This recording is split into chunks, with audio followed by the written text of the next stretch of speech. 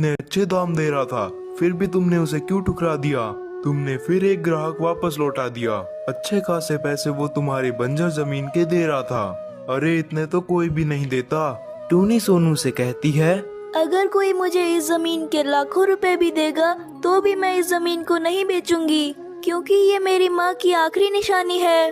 फिर बैठे रहो गरीबी में अपनी माँ की आखिरी निशानी को सीने से लगाए। इस बंजर जमीन पर कोई खेती नहीं हो सकती।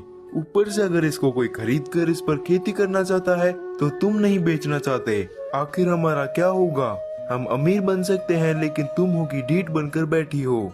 तुमसे तो बात करना ही बेकार है। मैं जा रही हूँ और कान खोल कर सुन लो, मैं अपनी जमीन नहीं बेचूंगी। टूनी के माता पिता नहीं थे। टूनी के पास एक बंजर जमीन का टुकड़ा था। टूनी की माँ ने मरते समय उससे कहा था कि वो इस जमीन को अपनी माँ की आखिरी निशानी समझकर रख ले। यही सोचकर आज तक टूनी ने किसी को भी वो जमीन नहीं बेची। उसके पास कई ऐसे पक्षी आते थे जो उसे मुंह मांगी रकम देने को तैयार थे, पर टूनी सबको मना कर देती थी।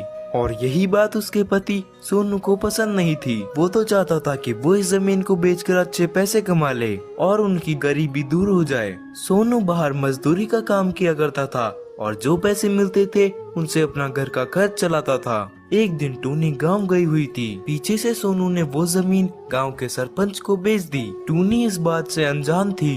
ये ले सोनू, गिन ले, पूरे 20 लाख रुपए हैं। 20 लाख रुपए, इतने तो मैंने सपने में भी नहीं देखे।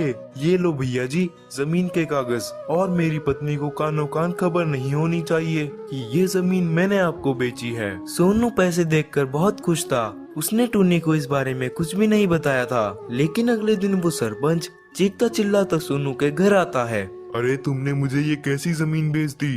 ये जमीन तो पूरी बंजर पड़ी है और वहाँ पर भूत प्रेतों का वास है। मेरे मजदूर काम छोड़कर भाग गए